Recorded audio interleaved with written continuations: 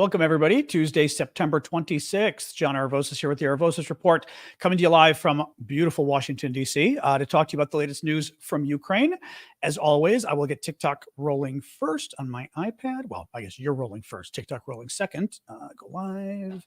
And then introduce yourselves, where you're from and all of that, because we usually wait a minute or two for folks to actually arrive, since the notification just goes out when I go live. There we go. Anyway, how are we all doing today, Evie? I'm okay. Just trying to find a drip pan that fits my new washer and dryer, which is giving me heartburn, but otherwise, and isn't going to cost me an arm and a leg, but it is. Anyway, I'll survive.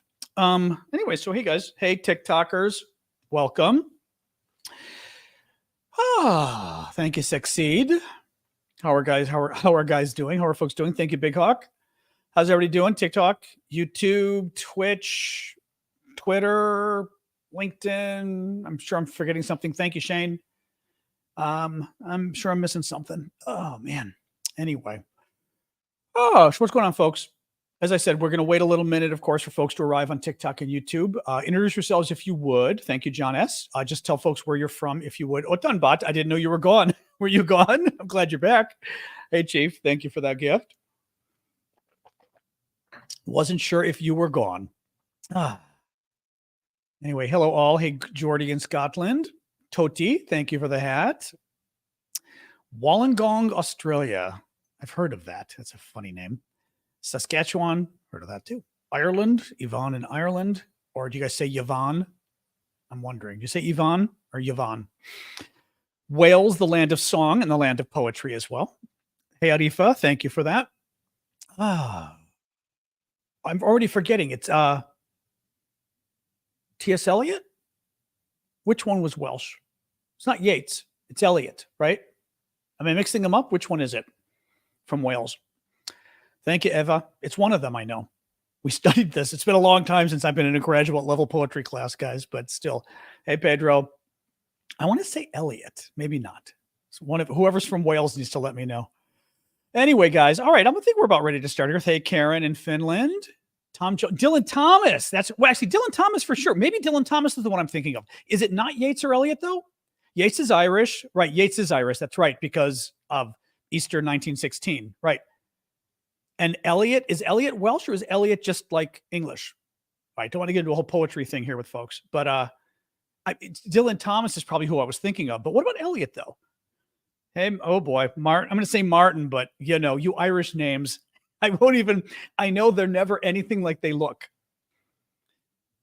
Dylan Thomas was Welsh. That I know. Yeah, that I know. All right, guys. All right, let's get rolling here. Thank you for the gift there, Nathan. So welcome, folks. I am John Aravosis. This is my show of the Aravosis Report, where we talk about the latest news from the war in Ukraine. I usually broadcast a couple different places here. I've got TikTok on my iPad, over on my laptop over here. I've got YouTube and Twitch and some other folks too. So that is why you will see me back and forth, but it's okay. The way we do this is I typically go through the stories first that I find interesting and I think representative of what's going on with the news. Then we do a Q&A for the second half of the show, taking your guys' questions, comments, your thoughts, etc., on what's going on. If you've got questions before the second half, you may pose them, at least on YouTube. You can pose them with Super Chat questions, which are actually a very nice way to support my work since I am doing this full time. It is a way to basically help me pay the bills and keep doing this. So thank you for the Super Chat questions on YouTube. As a thank you, I will always answer them immediately. And finally, I also very much appreciate the gifts on TikTok from you guys. Those really add up as well. Yeah, it's Dylan Thomas then. Yeah, I was getting all of them confused with Dylan Thomas. I appreciate all the gifts on TikTok too. And whenever you do the gifts that like fly up on my face and in the air and stuff, as long as I see them, I will always do a shout out. So thank you for that. And even some of the other ones like Martin throwing in the rose. When I see it, I will say that too. Hey, Velika, Privit, and Jonathan and Charles and Velika and Red Watts. And we got lots of gifts coming now. Thank you guys. Appreciate it, Charles. All right, so today is day 580 of Vladimir Putin's special 3-day military operation. Thank you, Jetta Mom. And I will say there's news today. There isn't a ton of news. There's nothing really bad from looking here. It's all pretty good news, I would say, but not a ton of it, really. So Sweden and NATO, that's the first bit of good news. Very good news, but thank you, Adam, for the gift there, and Kankarangan. And Tomcat, the thing is, so Erdogan, the president of Turkey, came out and apparently told the media on his way back from visiting Azerbaijan that the Americans had offered to give F-16s to Turkey if Turkey agrees to let Sweden join NATO, and Erdogan accepted. Now, this deal has been out there I am convinced it's been out there for months. We've been talking about it, right? That the whole thing was the U.S. would have to bribe him with F-16s.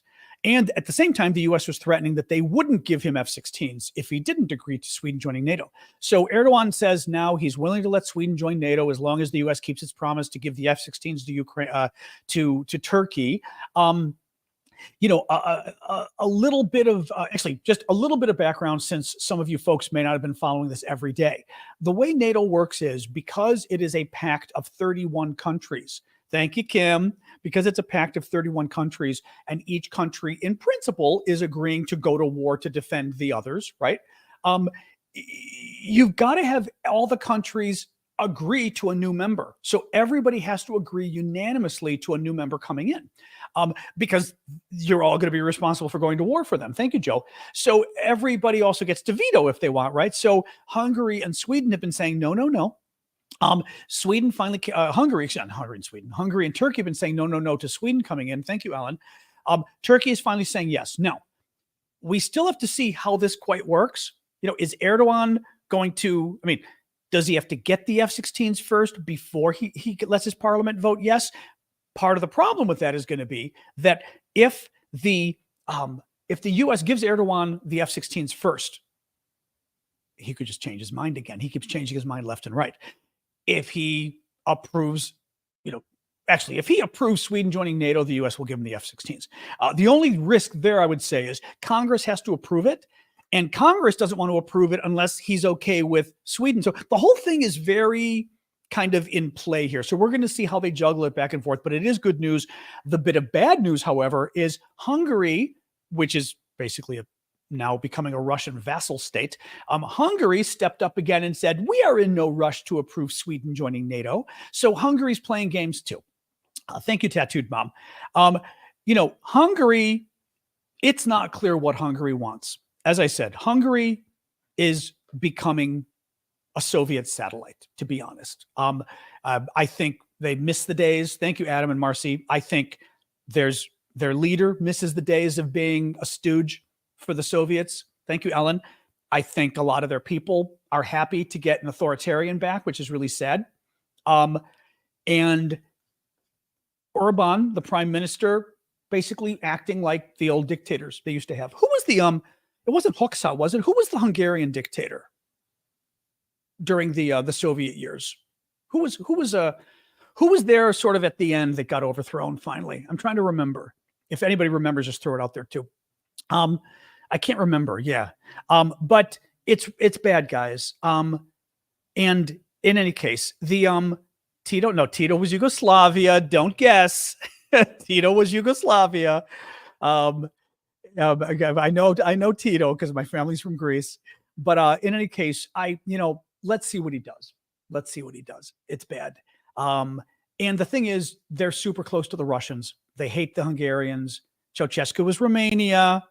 You're guessing now. In any case, it's a mess. So let's see what happens. All right. As far as Admiral Sokolov, so it seems that the admiral that we thought the Ukrainians killed appears to be alive. The Ukrainians did a really magnificent attack on the Russian military headquarters for the Black Sea Fleet in Sevastopol last week. I believe it was Friday.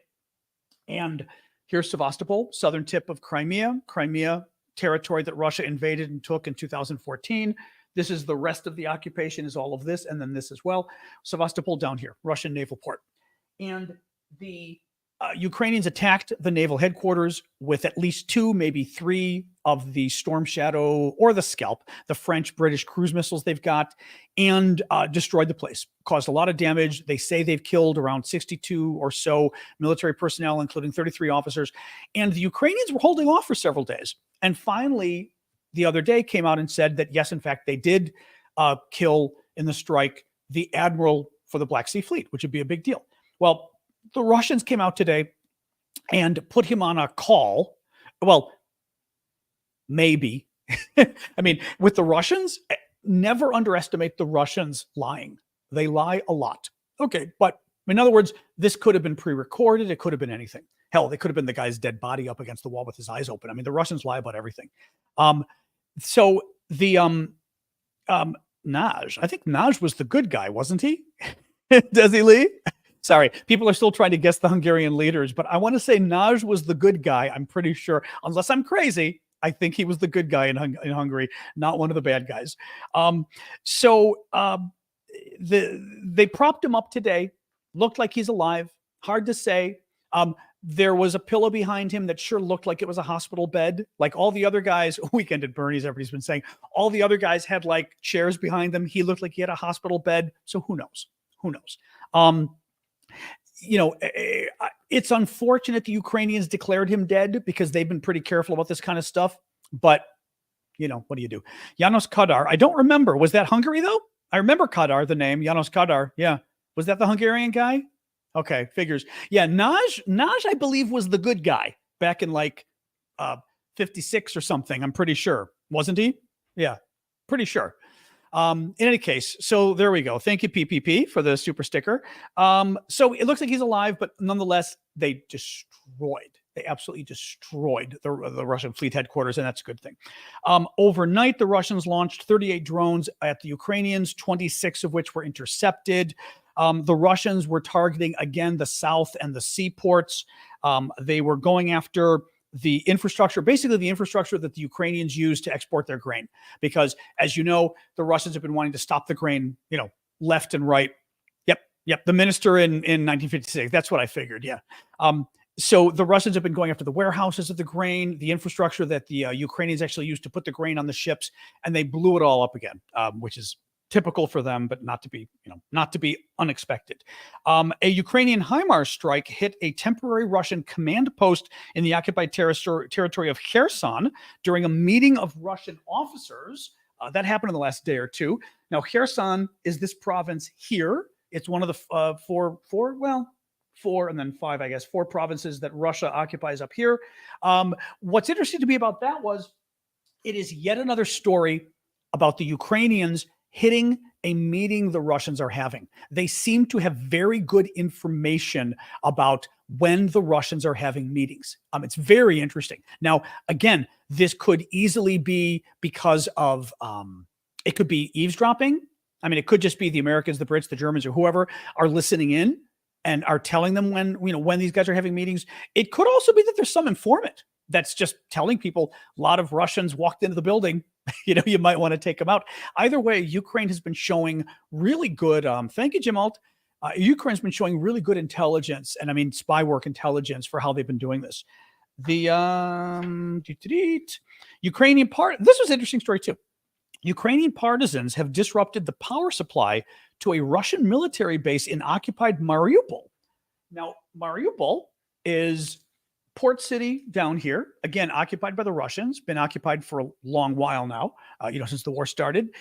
This is the city where the Azov battalion was fighting the Russian troops at the Azovstal steel plant for 2 months. Remember the big holdouts for 2,000 men fighting off the 14,000 Russians. It is also the city where the Russians bombed the theater that had the words children written on the outside.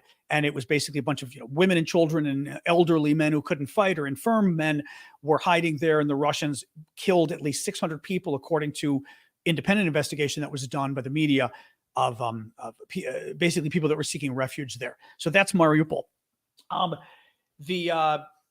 What is interesting to me about that was that they disrupted the power supply at the military base. I'm going to be interested as this winter kicks in, as the fall and winter kicks in, to what degree the Ukrainians do taking out power against the Russians as retaliation for the Russians taking out their power. Because we know last winter, the Russians tried to take out the Ukrainian power entirely to basically freeze them to death and also starve them over the winter. And just a couple days ago, the Russians launched their first attack again, going after the Ukrainian power supply. Thank you, Suzanne, for the hearts there on TikTok. This was interesting. So Polish experts concluded that the projectile that caused the death of 2 people in Poland last year was a stray Ukrainian anti-aircraft missile intercepted by a Russian strike. Thank you, Adventures. Launched to intercept a Russian strike. So that's kind of interesting because that was the issue that, thank you, Adventures and David, that was the issue where there was some kind of missile coming down, 2 Poles were killed. Up until recently, a lot of folks were still assuming it was the Russians who did it.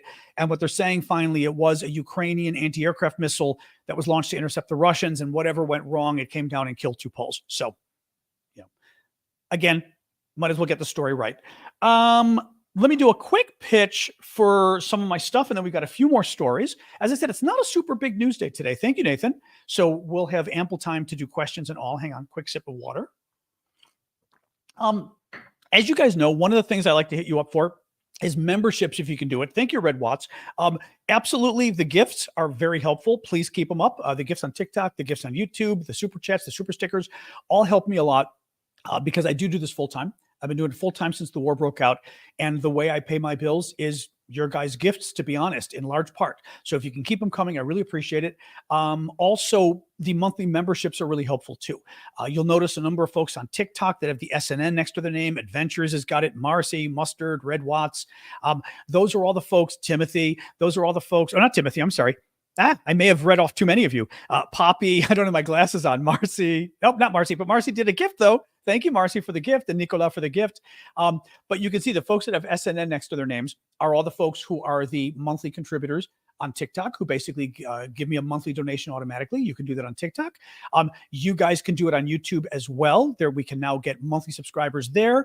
You hit the $sign, I believe, near the comment box on YouTube, and you can sign up to be a monthly subscriber on YouTube. There's lots of other ways too. You can do Ko-fi. That address is in my link on TikTok. You can also find Ko-fi at the bottom of the screen here. Thank you, Nathan, for the gift. You can, thank you, Annette, for subscribing on YouTube. You can do it on Ko-fi. You can do it on Twitch. You can do it on Discord. And actually, you can even do Patreon. The only thing is Patreon is not linked to any benefits. The other services are linked to benefits on Discord and stuff. Thank you, Big John. But Patreon, because they're evil, sent me a nasty little note. So I had to disconnect Patreon from my Discord. So you can always give to Patreon just to simply support my reporting on Ukraine, but I'm not allowed to link it to my Discord because they're evil. So just keep it in mind. But feel free. That link is also in my bio on TikTok, and you can find it at aravosis.com. All right, let's roll on here. So a little more news. Marichka. So according to footage released online, the Ukrainians have released footage of their submarine drone, I guess I'll call it, like an underwater drone ship they've got now, called the Marichka. It is 6 meters long, which is about 18 feet long, has a range of around 1,000 kilometers or 621 miles, which is very cool. Thank you, LWD and Big John, for the gifts on TikTok.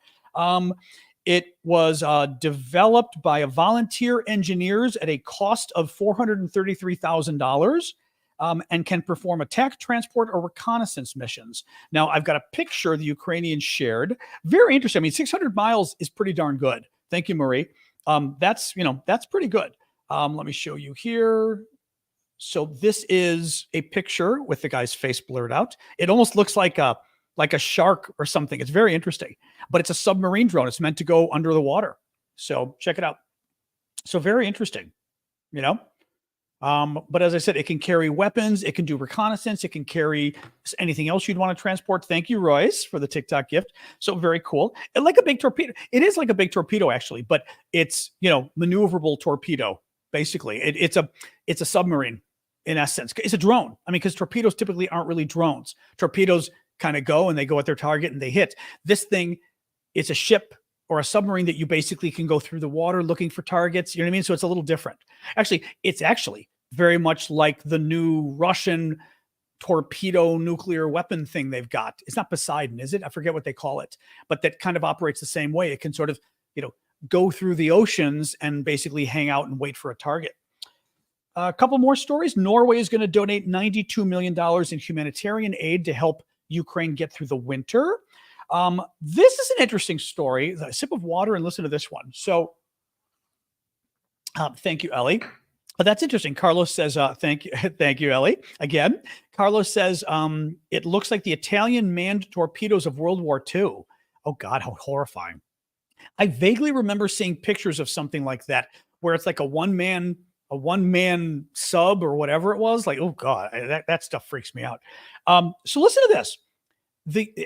I'm just going to read you the paragraph from the Washington Post, because I think the way the Washington Post did it was perfect to explain this. They didn't imply, well, I should say they implied a lot, but they didn't say anything. Listen to this, okay? Listen to this. The United States offered a $2 billion loan to Poland to help modernize its military, the State Department said. As an aside, Duda, the president of Poland, said that anytime they get new weapons, they will be glad to give their old weapons to Ukraine. Okay, so keep that in mind with this, right? The U.S. is giving Poland $2 billion loan to buy new weapons from us, I'm assuming. And keep in mind that the Poles have also said, hey, if we get any new weapons, we're happy to give Ukraine our old ones, right? So that's part of what's going on. But listen to this.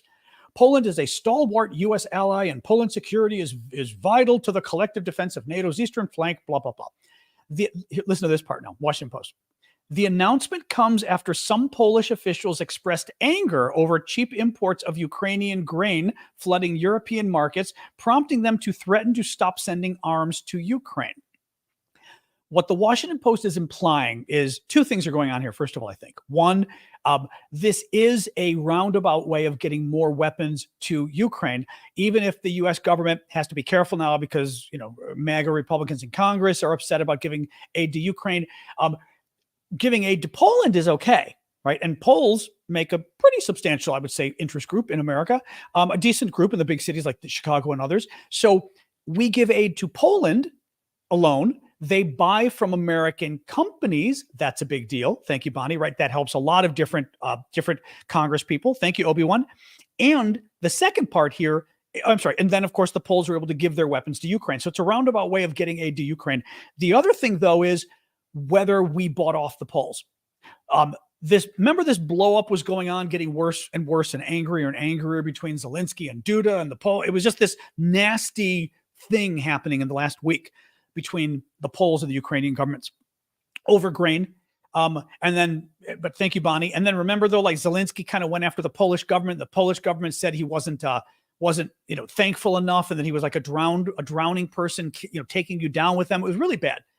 I wonder if part of this also, thank you, Courtney, wasn't the U.S. saying, okay, look, we need you to keep helping Ukraine. You promise us that the valves will be open or whatever you want to call it on sending weapons to Ukraine. And you clamp down this controversy about the grain and we will get you a $2 billion loan to get you $2 billion of new American weapons. So there was some kind of trade-off here that was going on. And frankly, I'm fine with it because that's how diplomacy works. Finally, the European Union has issued a warning to Elon Musk to comply with sweeping new laws on fake news and Russian propaganda. XX, which is Twitter, basically, was found to have the highest ratio of disinformation posts of all large social media platforms.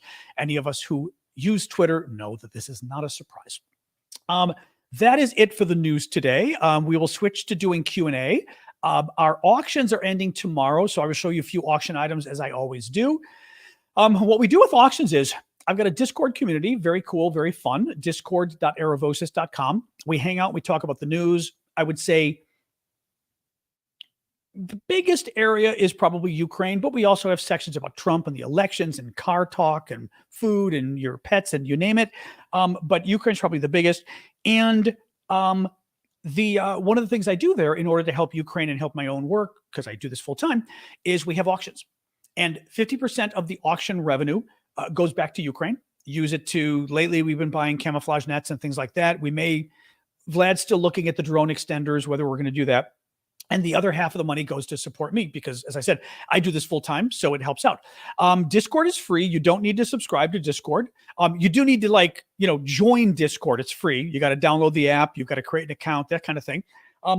And I've got two auction sections. One auction section says public. The public auction is for everybody. You don't have to pay.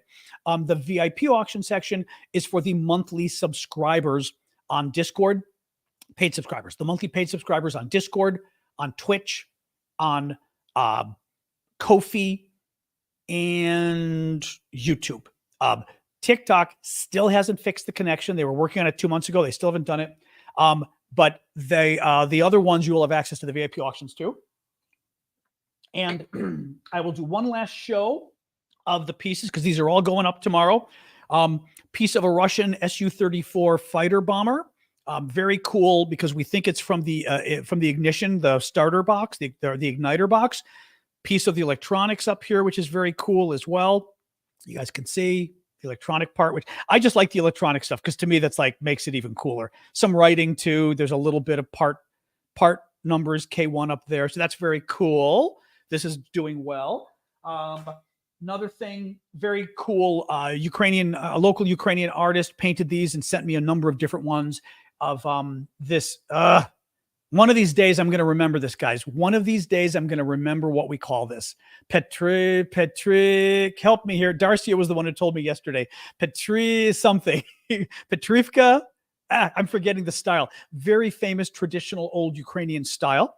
And painted by hand, which is very pretty. This is, it's a Petrikivka. There we go. Now, it's a cutting board, but it's not meant to be used as a cutting board, of course. It's decorative. You hang it on a wall. But those are very nice. Beautiful little matchbook. I think Mustard's the one going for this. Maybe somebody else. I think it's very pretty. It's a little matchbook, fridge magnet matchbook, but it's really cute. It's two little Ukrainians and they're like little Ukrainian kids in their traditional outfits. It says Ukraine on top. I think it's very pretty. A couple other things. Very pretty Ukrainian shot glass that says Ukraine on top. I just think it's very cool. And I'm using it as toothpick holder, which I think is a very cool toothpick holder. Yes, we've got the egg. Actually, the egg I've got wrapped up. I will do one last show of the egg because as I said, I don't want to really touch it, but one of the Ukrainian, there we go. And I'm already forgetting what this style is called too. Help me out, guys. I know that pisanka. This is pisanka, I believe.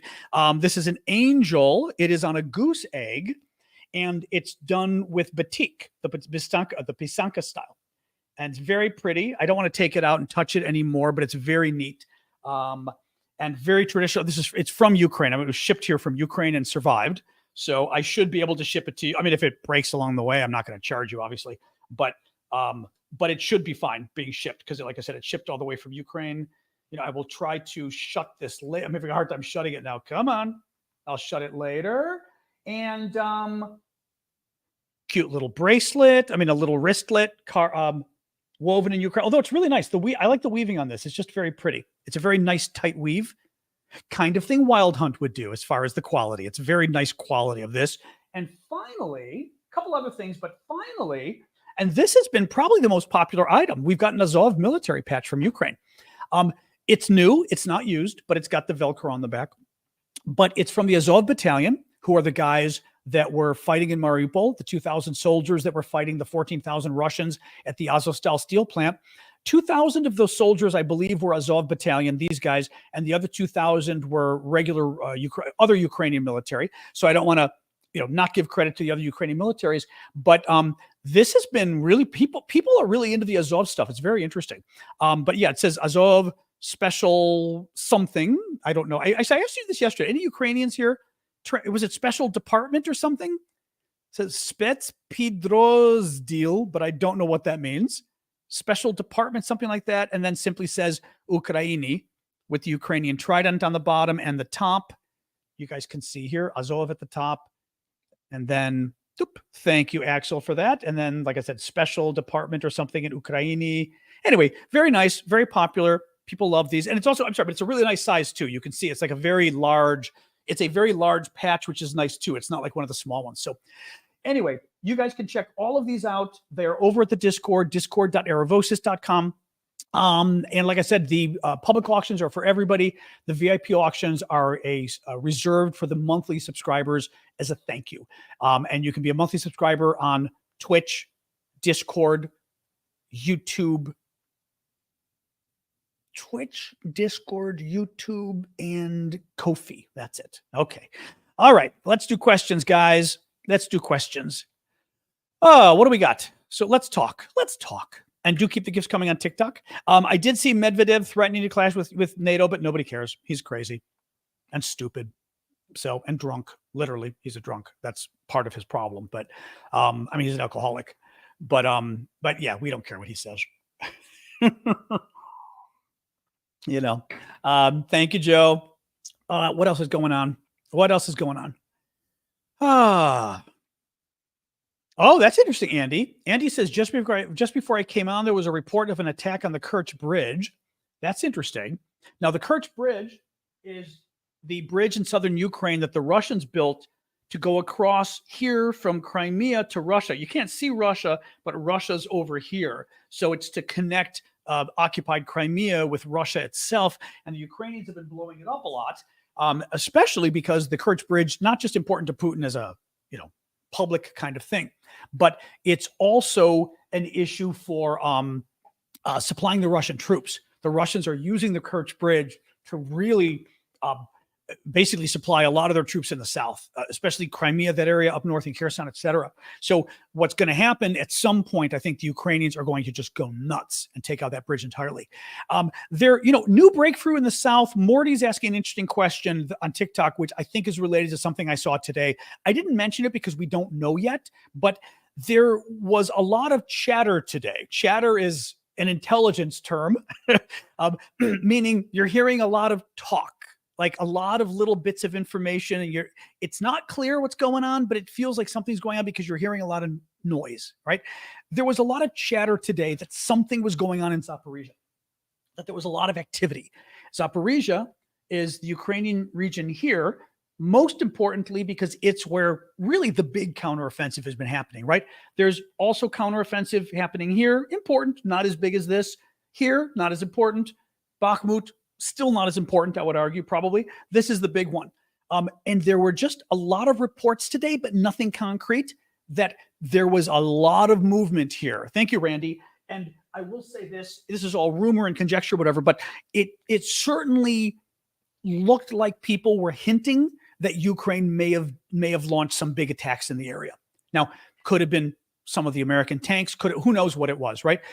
But that's what we've heard. That's what we've heard. So there. Actually, I did see, by the way, the mod's very good. Whoever did it, you just got the troll off of TikTok. That was a Russian troll. I've told you guys to keep an eye on this. I mean, you not keep an eye. This is more for your edification. The Russian trolls, it's really weird. The trolls are the people who are sent to basically disrupt forums online and stuff. The Russians have been told to use the laughing smiley face, but it's the laughing smiley face, like kind of laughing and crying. They use it all the time on TikTok. It's clearly something they're told to do. And it's one of the ways you can tell who's actually a troll. If somebody's putting a critical comment and then they put that in there, they're absolutely positively a troll.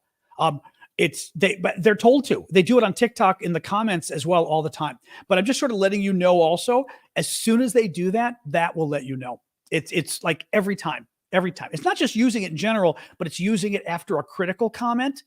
They're told to do it. It's weird. It's weird. Anyway, more stuff. What else we got, guys? Are we getting map fatigue? I don't know. We have a new map and everything. We've got a new map for the you're allowed. Yes, Rainbow, you're allowed. Be careful, Rainbow. Remember, we've had people blocked because they made jokes that we didn't know were jokes. Rainbow, we know is real. Rainbow Rain is real. What else we got? Do you think the Ukrainian bombings are becoming more precise? That's a good question. I don't know. Okay. Storm Shadow and Scalp cruise missiles, yes. Okay. I mean, they're just very good, right? And those came in just the last few months, so we know those are good. Hey, Artem in Ukraine, good to see you. Hope you're doing well. Callum, somebody was asking if the Ukrainian attacks are becoming more precise, and I said Storm Shadow and Scalp, of course, right? Thank you, Addie. And those are relatively recent. Those would be more precise. The weapons with the HIMARS shouldn't be any more precise in principle. What might be going on as well, though, but you answer that. What might be going on as well is the Ukrainians, I think, are getting better intelligence. As I've been saying for like a week now, we keep seeing the Ukrainians hitting the Russians right as they're having meetings, right? The attack on the Russian military headquarters, they were having a meeting. Another Russian command post, they were having a meeting. This other one, I think I just told you, might have been a meeting as well. They keep having these meetings right as the Ukrainians hit. That's intelligence work. That's spy work. So I wonder whether that's part of what we're hearing as well, like the attack on the military headquarters. We're also hearing about how horrific it was for the Russians, at least, because they're hitting large groups of people assembled at once, right? So there you go. But I know, Callum, were you going to weigh in? Yeah. Also, they're looped into NATO intel. Well, they're looped into NATO intel, but they've always been looped into NATO intel, right? So in principle, that shouldn't be anything new. I mean, Callum couldn't say even if it were, but right. But I don't know whether that's anything new, you know? Thank you, Gamma. Although, to be honest, maybe there is some additional NATO intel that we're giving them now that we weren't giving them before. Who knows, right? I mean, it's possible. So definitely possible. What's the new appropriate response to the new EU map? I know I haven't needed to show you guys yet, but I will show the new the new EMU map, the new EU map when necessary. Thank you, adventurers. Is the Black Sea Fleet still relevant? Well, or irrelevant? I mean, what's been happening with the Russians is they had their fleet here at Sevastopol. After the Ukrainians, thank you, adventurers, and Happy Beach for the gifts. After the Ukrainians sunk the Moskva, and that was all the way back like mid-April of last year, so mid-April of 2022, okay? They sunk the Moskva, maybe it was out, I forget exactly, it might have been out here, but that was the big Russian flagship, their big ship that the Ukrainians used, homemade cruise missile called the Neptune, and sunk it, right? After the Ukrainians did that, the Russians started to freak out, and they started to move more of their ships over here to Russia, to a port called Novorossiysk, right? To get them farther away. Well, now the Ukrainians have been also hitting some ships over here to freak the Russians out, but the Russians still had some stuff here. We know it because they keep getting hit, including the dry dock, which is the place they were repairing ships. Thank you, Macabre. And last week, the Ukrainians hit the dry dock, blew up the dry dock, which made it now impossible for the Russians to repair more ships there. But it also made it so that the Russians lost a landing ship that was really important. They lost the crew that was on the landing ship we now hear, and they also lost a submarine, which is also very important for them. So it's been helping in all those different ways.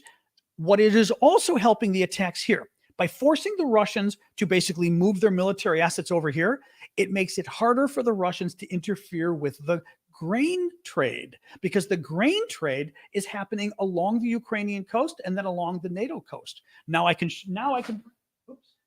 bring out the big map. So this is Ava's new big map. Ava made me a map of Ukraine and Europe. So Ukraine is over here. Okay, actually I'll get my pen. Ukraine's over here. This is the Black Sea. So it's not a country, it's the Black Sea. This is Ukraine. What Ukraine's doing is they're having the grain ships go along the coast here. So imagine the tip of my pen, along the coast of Ukraine, then along the coast of Romania, NATO ally, then along the coast of Bulgaria, NATO ally, then through the Isthmus of Turkey, the Bosporus, NATO ally. And what they're having them do is hug the coast. And as they hug the coast, they're in NATO territory. And when they're in NATO territory, the Russians can't bomb them.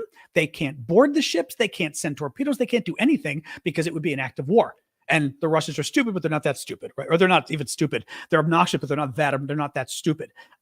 So what is happening is by the Ukrainians really diminishing the power of the Black Sea Fleet and making it move away, they're making it less likely that the Russians can even use that fleet to try to intercept the grain ships. So it's smart. It's smart what they've been doing. They've been, and as always, the Ukrainians have been really good because they're not just going after things for fun. So it's not like they said, hey, let's go blow up the Black Sea Fleet because we're just being, we want to blow up the Black Sea.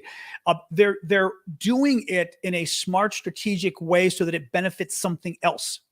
Very interesting. Anyway, I think it's always enjoy when I sort of see that kind of stuff. Thank you, Callum, for suggesting the gifts. Do keep the gifts coming on TikTok, guys. Appreciate it. Is the Odessa port destroyed? I don't know. I mean, the thing is, you kind of wonder how many times can the Russians attack a port before it gets destroyed. The other place the Russians have been attacking is the Ukrainian port at Izmail, which they hit again last night. Izmail is going to be, I'm going to guess it's this little dot down here. It's the Danube River between Ukraine and Romania. Big port, huge port that Ukraine uses to basically export grain. I'm trying to remember I don't remember the details of it now, but anyway, it's a really important grain port for Ukraine, and the Russians have been bombing it now too. And the thing is, you got to have to wonder after a while, like how much. I mean, at some point, wouldn't this destroy the Russian grain exporting capabilities? But having said that, it also could depend. Thank you. Who was that? Jay for the carrots, and there was somebody else. Hedge with the bear. I thought there was another gift I thought I missed. And Roby for the roses. Thank you. In any case, maybe though the port in Odessa could be so big that it may just take too many missiles to take it out too. I don't know. Morty is asking, what air-to-air missiles is Ukraine getting with the F-16s? Well, that raises a good question.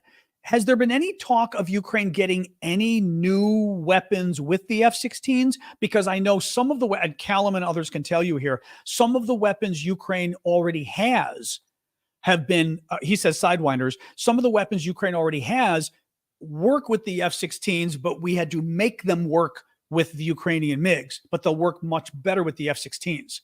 But so Sidewinder, for sure, we are going to give the Ukrainian Sidewinders with the F-16s.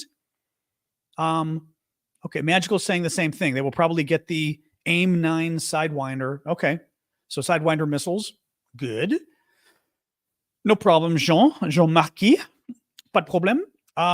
Meteor, AMRAAM, HARM, Storm Shadow, Sidewinder, right? And Storm Shadow they've got, I'm assuming HARM, the Ukrainians already have, right? I don't think, did Lavrov do anything? I don't think Lavrov did anything new today. He was just being obnoxious. Did he offer anything new? I doubt he wouldn't have offered anything new anyway, I'm sure. But I didn't see anything with that. I wonder why the Odessa port isn't better protected, Kep says. I do know, at least initially, Ukraine in principle has 2 Patriot missile systems. Addie, thanks Addie for the gift. Maybe 3, from what we know. And they were protecting Kyiv, and I don't know that we know what else they're protecting, right? At one point, we believe they moved them up to the border, because remember when the Ukrainians basically shot down those helicopters and the planes, like all 5 of them were coming in at once, and the Ukrainians just shot them all down. I mean, it was really wild. We believe they used the Patriot missile, sort of a mobile Patriot missile system for that. At the time, once they started attacking Odessa, the Ukrainians said, basically, we need more air defense. We don't have enough to defend Odessa as well. So the question becomes, what else is it? I mean, as always, what else are the Patriots protecting? And is there an extra Patriot to move down to Odessa? Or are any of the other systems good enough to use down there, the Gepard systems, et cetera? I just don't know that. I don't know if any of you do. I also don't know if any of you have read anything about Odessa in the south, the port there that the Russians have been hitting, and whether there's been any beefing up of the anti-air defense there, the weapons. Callum says you could use other systems, but they don't really have enough. See, that's the issue. It's always going to be an issue of, you've got to balance where you're already using them. So Odessa needs them, but Kyiv needs them more, right? Or whatever else you're using them on. So that's the trade-off. And the Germans recently, sorry, my lips are getting better, but still dry. The Germans recently gave the Ukrainians an extra Patriot, what was it, a battery or something? They one of the parts to the Patriot, thank you, Heine, they gave them, but they didn't give them an entirely new system. So in other words, they could beef up one of the systems they've got, make it even better, but they couldn't create an entire new system with it, because the Patriot is 4 or 5 parts that come together.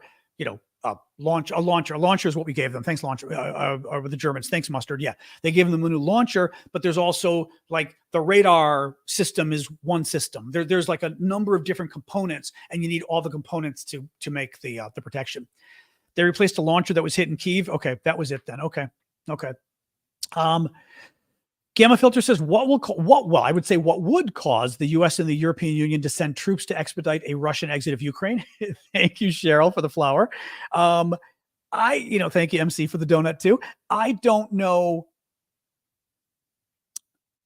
I think what would get us to send troops would be Russia using nukes, or maybe Russia using chemical or biological weapons. Gitmo says another Patriot was donated by the Dutch. Okay, didn't want to miss that. But I think that's short of that, I don't see American troops and I don't see European troops. I will say this: if the Russians start really winning and taking a lot of Ukraine, you might see the Poles or somebody jump in themselves, which could be bad. Bad, good for Ukraine, but bad overall. But I just, I think it's a really high hurdle certainly for the Americans. It's a high hurdle because we screwed the pooch on Iraq, basically. It was basically a lie that got us into the war of Iraq. Not the first Iraq war. That was the good one. The bad one, the second one, we got lied into it. And it went on for 20 years and it was a disaster, right? We got a lot of our troops killed and injured. We spent a lot of money. And what do we get out of it, right? So after that, Afghanistan too, although Afghanistan, we were justified going in. That's a whole other story, 9/11, but still didn't end well. And the American public is very on getting involved again. At the same time, you've got the MAGA crowd that keeps telling the American voters, oh, no, this is horrible. Ukraine bad. You don't want to help Ukraine. Russia's our friend. Putin's great. This kind of crap. So that it just becomes harder and harder to convince people to support anything, let alone troops. They're not going to support troops. Again, they use nuclear weapons or biological or chemical. Who knows? What else, guys? What else? Seems Ukraine is taking out a lot of their officers. What impact will this have? Let me ask the military folks here. And now, we have, especially in the last week, we've been hearing about Ukraine taking out a lot of officers, a lot of military, but officers at these meetings, especially.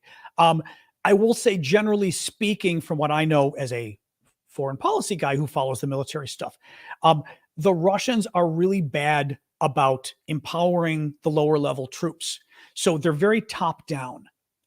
And as you start to kill off the generals and the other officers, the other senior people, you make it more difficult for the junior people to do anything because they're not trained to do anything. They're trained to be robots, basically. So if you start losing the more seasoned people, it's not like other people can just jump right in, right?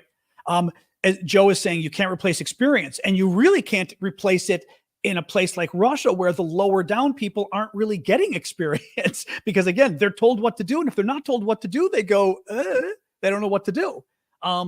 It's the Borg. I've done this the other day. It's the Borg when you kill the queen and all the Borg go, what do we do? To anybody who watches Star Trek.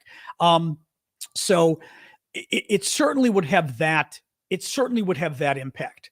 Okay, actually, Mir Weeks is saying spot on description of the loss of officers in the Russian military. The question becomes, how much of an impact? How long does it take? I'm suspecting it will affect the efficiency. It may not be something, hey, Harvey, late, but always welcome. It'll affect the efficiency, but will it be something catastrophic? Who knows? But having said that, anything that takes out more senior people just makes them worse and worse at doing their job. The remaining people worse and worse at doing their jobs. So, I think it's probably hard to quantify, but we know it. We know it's good. We know it helps the Ukrainians when it happens. So, what else, guys? Or anybody else's thoughts on what's going on? Do you think Russia will back down if NATO joins? The thing is, NATO would only join if Russia did something outrageous, but outrageous like using a nuke. Whether Russia backs down, who knows? I don't know that they would back down. I will say this, if we get into a nuclear war with Russia, we all die. So Russia's not going to get into a nuclear war with us. And now there's the defense types and the foreign policy types. So the experts on all of them would tell you, there's always a risk, right? If we get into a shooting war with Russia, there's always a risk of possibly it becoming nuclear anyway, right? So it's something you want to take seriously. But generally speaking, the same reticence we have about getting into a nuclear war with Russia, they've got with us because Russia's not stupid. They know if they use nukes on us, we'll use nukes on them. We've got as many nukes. Sure, they've got more nukes than us, but it's, it doesn't really matter. We've got enough nukes to destroy their entire country. It doesn't matter if they have enough nukes to destroy our country plus 20%, right? Big difference. And ours work, as Gunnerman is saying, correct. So if we were to enter the war, Russia would be in trouble. They're not doing well vis-a-vis Ukraine. At best, you could say the Ukrainians have Russia at a stalemate. At best. I'm not convinced it's a stalemate at this point, but that's the best you could, if you wanted to stretch it, that's the best you could say about the Russians. They're not winning and they're not doing better, right? At best, they're at a stalemate. Well, stalemates are disasters. Stalemates are Afghanistan for the Russians last time, right? Stalemates are, or worse than a stalemate, but the US in Afghanistan and Iraq, where you're going nowhere and your people are dying, right? So if NATO were to enter the war, the Russians are in serious trouble. If it goes nuclear, we all die. So I don't think they'd go nuclear. We wouldn't go nuclear. If it's conventional, the Russians are toast. Absolute toast if it's conventional war. We would destroy them. Absolutely destroy them. So but I don't know that Russia would back down. Russia might feel like they have no choice but to keep fighting, Let me sit here. Well, interesting question. I mean, James Walton is saying it would be nice if Ukraine could take out some of the Russian power grid to retaliate for the Russian attacks on them. Zelensky said it last week on 60 Minutes, about a week and a half ago now, American news show. Zelensky was interviewed and he put out the threat and basically said, if you go after our power again this weekend, or this winter, as you did last year, we have the right to go after yours. So I think Ukraine will go after the Russian power this time. And from what we were talking about on the show, and I've read elsewhere, it's not very hard apparently to take out the power. There's lots of things you could do to fry the Russian transformers and stuff. So I think you're going to see the Ukrainians do it. Mir is saying NATO training based on the USA promotes the next in line with cross-training and exercises that utilize lower ranks to fulfill command positions. Okay. That's the issue we were talking about. Thank you, Brock, for the TikTok gift. That's the issue we were talking about once you take out the senior people, the lower people then start to move up and take over. But we've empowered them and we've trained them more in NATO to do that. NATO countries, the Russians haven't. So at least our guys, even if they're less experienced in moving up, they've had some training to take command or whatever, some empowerment, and the Russian guys, not at all. So, yep. Deep. What else here? Deep. What else we got? Why does the U.S. seem to support a prolonged war model? Gamma. If what you're saying is, which I think you're saying, and you're not wrong, Biden is afraid that if Russia loses, Putin will freak out and use a nuke, especially Crimea in the south. He's afraid. I mean, and again, this is just my read, but he's afraid. His guys have told him, I think they're wrong, but thank you, Pam, that if Ukraine takes Crimea, which Russia really, really, really wants, if they take it back, Putin will use nukes. So we have been this is just my theory of this. We have been the entire time making sure that we give Ukraine enough weapons to survive, enough weapons maybe to get some of their land back, but not enough weapons to get Crimea back. And we can't say it because that's the one thing we cannot say. Biden can never say, we don't want Ukraine to get Crimea. Even our allies would flip. I think if we said that, the Ukrainians would really flip. So he's intentionally not giving Ukraine too much, which is why we've been holding off the whole time, which is why we've been slow in giving them weapons, which is why once we okay the weapons, we drag it out, which is why even the weapons we're giving them, like the tanks, we're only giving them 31 Abrams tanks, and we only gave them like 8 or 10 right now.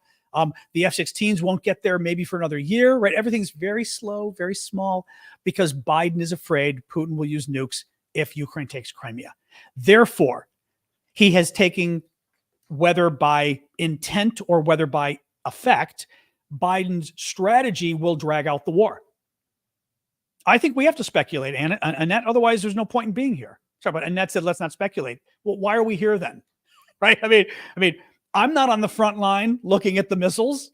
We have to analyze and figure out what's going on. I will say this. Now we're getting into my real expertise here, okay? Analyzing what a U.S. president is doing and thinking, that's what I've been training for almost 40 years. That's what I went to graduate school at Georgetown for. That's what I've been doing in Washington, D.C. for all this time. basically, in my case, it's been also holding presidents accountable, Democrats and Republicans. As I've said before, I got the attention of the Bush White House. I certainly got the attention of President Obama, who kind of went off once about my blog to my deputy on the blog because we got him upset about gay marriage. I know presidents and I know what makes them tick if I follow them enough. And I think I know what makes Joe Biden tick. Thank you, JRD. So yeah, no, I think speculation is fun. Also, I mean, what are we doing here if we're not speculating, right? I mean, none of us are actually, you know what I mean? Like, it's not like we're over there. I mean, some of you are. The Ukrainians with us are over there, but I think that's absolutely what's going on with Biden. What do we think it will take for the Russian people to rise up? I don't know. The problem there is oh, sorry. Cliff had a question here. The problem there, real quick. Thank you, Rose, for is it a pizza? I think it's a pizza pie. Thank you for that. The problem is that is a general question beyond Ukraine. What will it take for the Russian people to rise up? You need the Russian experts to come in and try to explain to you when the Russians will finally, the Russian people will finally act up, because it ain't clear. Thank you, Magical. Sorry, Cliff. I did see your question and had it up here so I wouldn't forget, and then I didn't get to it. How can we reverse the negative polls against money for Ukraine? Sell it. Sell the war. But when I say sell the war, I don't mean get rid of it, sell it. I mean, we should be telling the American people why it matters.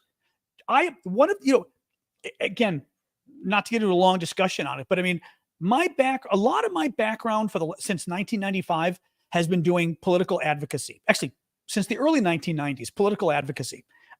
Since 95, it's been using the internet, but even before then. And one of the biggest lessons I learned, and my goals have been trying to impact governments, impact the American president, impact important companies. I went after Bill Gates once at Microsoft and I won. But a lot of big American corporations, basically big targets, and going after them and making them do what you want. Okay. And a big part of that is convincing the American people, or the people of whatever country you're working in, to agree with you, to get angry, to basically get angry with you and get angry at the president, get angry at the corporations so they do what you want them to do, right? Well, that takes salesmanship. That takes marketing. You've got to sell your position to them. And Democrats overall, and I've asked you guys this too, in whether for Europeans and others, you have this problem as well. But people on the left in America, at least the parties on the left, they suck at marketing. Thank you, Aiden. It's almost like they think that good news sells itself, right? So if you've got a good idea, you don't need to sell it to the American people because it's a great idea. They're just going to recognize how good it is, right? Whereas Republicans in America are brilliant at marketing. Not always. I mean, sometimes Democrats win, but generally speaking, and I always bring up Donald Trump. And put aside Donald Trump and all the lies and all the crime and everything else. Donald Trump is a brilliant marketer. He knows he could sell garbage, right? I mean, and the one example I give of Trump, there's a lot of examples, but he repeats and repeats and repeats and repeats and repeats his message, right? I mean, I always say this, the Donald Trump running for election, what were his two big issues? He was going to build a wall, Mexico, and he was going to kick out the Muslims. Those were the Muslim ban and the wall. Those were his two big things he was going to do, right? Everybody knows that. Hillary Clinton coming in, I don't remember what Hillary was going to do. I really don't. I could not list right now. I couldn't list even back then, I couldn't list one signature program of Hillary's. She had 10,000 of them. And again, I would have been happier with Hillary as president by far, but I couldn't have told you what any of her proposals were. Trump, the wall, the Muslims, the wall, the Muslims. One other thing Trump did is, and this again, but the point is, you've got to learn from what other successful people, even if you don't agree with them, learn from what other successful people do. And one other thing, Trump, a perfect example of Trump kept taking credit for an Obama program that was called like Veterans Choice or something like that. And Trump kept saying, I created Veterans Choice. And all the fact checkers kept going, no, President Obama created Veterans Choice. Google this. Donald Trump, I believe it was 150 times in his presidency that he took credit for Veterans Choice. The first time he did it, he was corrected. But Trump being Trump, he said, I don't care. And he kept taking credit for it. Okay. That is what you do. I'm not saying you lie. What the lesson from here isn't lying. The lesson from here is repetition. And you keep saying it again and again and again. We need to be telling the American people why Ukraine matters. I mean, I would also say your countries as well, but I think like an American, right? The patriotism, the freedom, the democracy, America's role in the world. One of the things the MAGA guys are doing and is trying to say America should no longer have a role in the world. Traditionally, that's the kind of thing that appealed to Americans. I mean, we believe our country is unique. A lot of us believe it's the best country in the world, right? I mean, actually, I would say a lot of you believe your country is the best country in the world too, and that's okay. But I mean, you have to appeal to the chauvinism in a way of the American people, right? We have an amazing country, we have an amazing system. We've been, God-given the power to be more powerful than any country in the world right now. We should use it as a force for good. We should use it to defend our friends. We should use it to defend democracy, freedom. But in any case, the point is, I'm just trying to I'm trying to give you examples of the kind of things I would say. Biden does not sell Ukraine. The Washington Post editorial said this last week. They said Biden is not telling the American people why Ukraine matters. And I don't know what his problem is. And he sucks at this at marketing, but then you get somebody else to do it. I don't care who, but he's not selling it. So of course the polls are going to keep going down because Donald Trump keeps saying it's horrible. Donald Trump's fanboys in Congress keep saying Ukraine sucks and we shouldn't be giving them money, right? Fox News, well, a lot of Fox News says it. You guys had mentioned to me before that apparently Hannity has been pretty good lately. So that's good, at least. If some of the Fox News guys, once Tucker left, some of the Fox News guys have been okay, which is good. But generally speaking, Republicans at least are hearing from their leaders and their news people that Ukraine sucks. And there's nobody out there, very few people out there putting out the mention otherwise. So that's what you need to do. But I really don't. Biden, I'm telling you, I don't know what. Actually, I will tell you this too. Here's the thing with Biden. This is why I'm saying conjecture is valid. If you believe, as I do, that Biden is afraid of Ukraine winning the war, that Biden thinks if Ukraine wins, there will be a nuclear war. Russia's going to go crazy and use their nukes, blah, blah, blah. Therefore, we have to give Ukraine enough weapons to survive and finally hope that this pushes both parties, Russia and Ukraine, to negotiate, right? If you believe that, it puts Biden in a weird position because, as I said, Biden can't, think about this. How is Biden going to sell the war to the American people if Joe Biden himself refuses to say the goal of the war is to have Ukraine win? Biden has never once said that our goal is for Ukraine to win and Russia to lose. Never once. Duncan, if you meant to ask a question, feel free just to post the question. Sometimes that happens to folks when they do super chats on YouTube. So just feel free to post a question if you want, because I can see the super chat. Thank you for that. But think about it.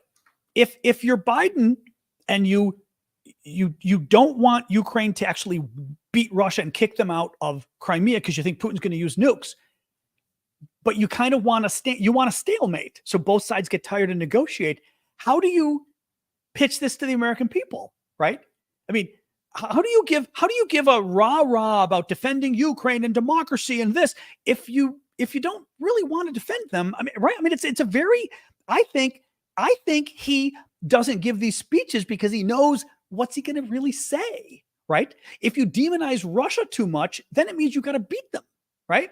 If he talks about the war, he doesn't talk about the war crimes. Why not? Because someday he wants to have a negotiation with Russia. And if he talks about the war crimes too much, he's going to explain to people rightfully that you can't sit down with these people. They're war criminals committing a genocide. You don't sit down with war criminals committing a genocide and negotiate, right? You beat them. But he doesn't want to beat them because he thinks if we beat them, they'll use their nukes. So this is the problem. Yeah. No, and again, I think Biden's wrong on how he's approaching this and how he's thinking about it, which also is making Biden wrong about how he sells the war. He doesn't sell the war at all. Oh, his staff is totally on the same page. Exactly. But first of all, keep in mind, Biden's getting old, but Biden knows foreign policy. Foreign policy is his number one thing he knows. He absolutely knows that. So he knows the foreign policy, but he's got his top aides who think like him. Oh, Duncan, here we go. Have you heard Tucker's show is now being broadcast in Russian? Yes. How do you feel about, yeah. So Tucker Carlson, who's prior Fox News guy who got fired for a lot of things, finally got fired for like sexual harassment or something, but he also should have been fired for being a liar and everything else. But his show kind of got picked up by the Russians. They're showing clips from his show translated, and they're pretending like it's a new show on Russian TV. Tucker Carlson claims he didn't approve it, but he thinks it's funny.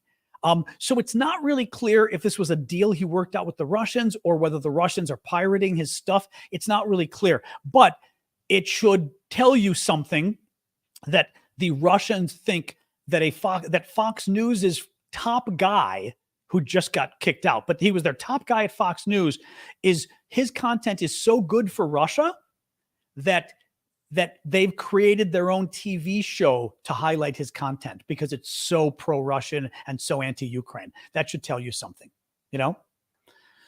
So how many underwater drones does Ukraine have? I don't know that anybody knows. I don't think anybody knows yet. I mean, the thing too is, it could be either they could have a lot or it could be a little. I mean, it could be like World War II. We had 2 nukes. We used them and kind of pretended we were going to use more. There were no more to use. We had 2 nukes and that was it.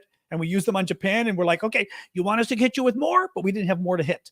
So it could be the same thing. There may not be, Ukraine may not have many of the underwater drones yet, or they could have 100 or 200 of them. Who knows? David says, I don't understand how anyone who wants or believes in freedom is pro-Russia. You do it because you're corrupt and you want money. If you want money and power, thank you, Super Hornet, Tucker Carlson, any politician, Trump's doing it. Well, Trump's doing it for power. Trump is also doing it because Trump has that ego thing. So Trump, you never know with Trump whether somebody was mean to him and told a joke once, and that's why he's launching nukes, right? You don't know with Trump on that. But the political types, J.D. Vance, it's money and power. Glenn Greenwald, it's something, but it's not. I refuse to believe people like Greenwald. Max Blumenthal, who was a friend of mine 20 years ago. Max was he was brilliant, but he was normal back then. He's crazy now. So many of these people, I think some of these people literally have gone crazy. Unfortunately, some of them are crazy. Some of them are, whether they're politicians or pundits or whatever, they're pro-Russian in the West. Some of them are just corrupt. I think they've been paid off by the Russians. Certainly some of them have been paid off by the Russians. We know the Russians do that. I mean, we would do it too, so to speak, pay them off, right? But some of them have actually gone crazy, I think, because you see the way they were before and the way they are now.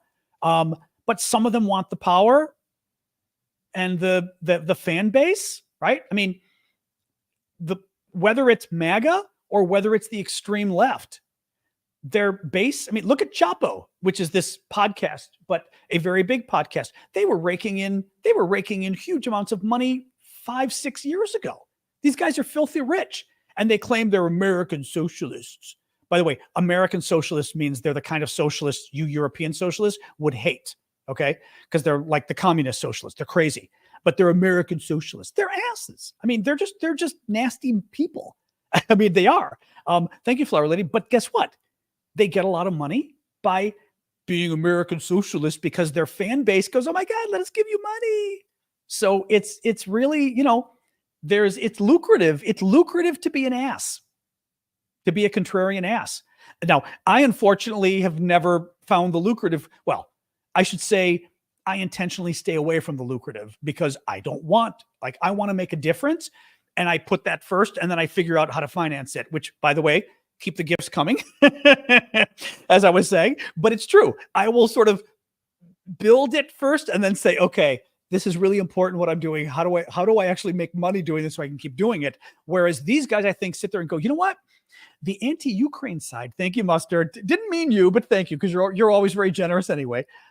But the anti-Ukraine, I think these guys literally go, the anti-Ukraine side, there's a lot of money. The MAGA side, there's a lot of money. Let's do it. Thank you, Joe. And that's why they do it.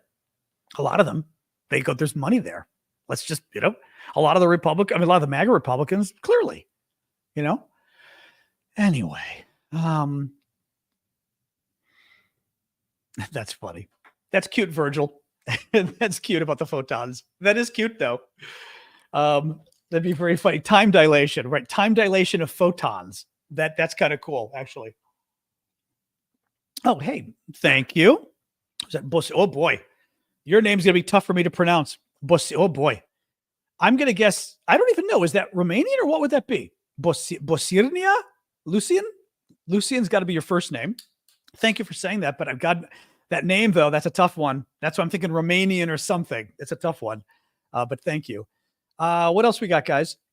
I saw that Russia's put a lot of nets out on roads and things, I guess, to stop Ukrainian drones, which I thought was a little weird, but who knows? Right? A little weird, but whatever. What else we got? I can't imagine the nets are doing a lot. Naughty speaks nerd too. I like nerd. I enjoy nerd. Romanian. Okay, there you go. Something about it just said Romanian to me. I don't know why. It's funny. I mean, I don't speak Romanian at all, although I enjoy looking at it because I speak French and Spanish and Italian. So it's fun to look at it and kind of actually Greek, but Greek supposedly there's an influence too, I think. But I know you guys, I was studying this once for fun, looking at Romanian, and apparently Romania was like some settlement of Rome, literally. And they got like a different kind of Latin because of it, but it was Latin based and just kind of developed from Roman times as a Roman settlement, which is very cool. But so I always enjoy looking at the language and like picking up, especially once I then know what it says, I go, oh, but anyway, someday I've always wanted to go to Romania, and I want to go to the wall where the Ceausescus were shot. Not to be creepy, but that was an important day in my life, caring about those issues. So Christmas Day, 1989, that horrible man and his horrible wife. Nikolai, and what was her name? Oh, I'm forgetting her name already. It wasn't Eva. What was her name? Thank you, Lucian. What was her name? Ceausescu's wife. Somebody Google it for me. It wasn't Eva.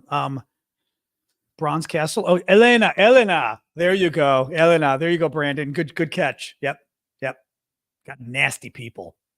Anyway, and the video of them like screaming at the people when they're getting tried, it was like, oh, whatever. Ceausescu. No, Eastern Europe falling was an amazing thing to watch. Absolutely. Elena, yep. Was absolutely amazing to watch. Was it extrajudicial? Well, I mean, they did have a trial. It was quick. There was a revolution going on, and he was a brutal dictator. So I don't have any real problem about that. Saw a mini documentary about their execution. I may have seen the same one. Yeah. Because I saw one. It was very interesting about it. Yeah. They were very bad people. Oh, I know I've said her name, but I always forget that it's Elena. Yeah. No, they were horrific people. It was it was a good thing what they did to them. It was a very good thing. Anyway. Oh, but yeah, Eastern Europe falling was amazing. That was a fascinating time to be alive, especially growing up, learning and studying. And I studied Soviet Union in graduate school because the Soviet Union still existed when I was in graduate school. So very interesting time to study international relations, Yep. You were 7 years old. Remember the revolution is a great relief. Yeah. Yeah. There was a wonderful, I'm going to have to get it. It's on my computer. I'll have to get it and show you guys at some point, a wonderful commercial. And I was telling a journalist about this, and she went and found me the commercial. It's a wonderful commercial that General Electric did, an American light bulb company, light bulbs and electricity and this kind of stuff. And it was, I believe, in Hungary, and it is showing, and it was in 1989 with the wall coming down, and it's showing and I believe it was Hungary. It's showing an elderly couple, but they're dancing like a waltz or something in a beautiful old building. Like for an American, it was just this typical, beautiful old, money Europe. But I mean, the old, just, just gorgeous building, like where you'd have a waltzes and things. And this old woman, but, beautifully dressed, but she could have been 85 years old or something, right? And with her husband, and they're dancing, and it's all about the wall falling in Eastern Europe. And at the same time, because all the governments became free that year, she sort of spins with her husband and she looks at the camera and says, "I feel young again." And I get chills. It's the most beautiful commercial because of the way it's done. But at the same time, it was just this awakening and rebirth. And oh my God, again, if you lived through it, it was just an amazing year. Oh my God. Anyway. So anyway, what else we got, guys? All right. Anything else, guys? We're already at 7:15. So I can do a quick recap if we've got nothing else. But we had a good chat today. They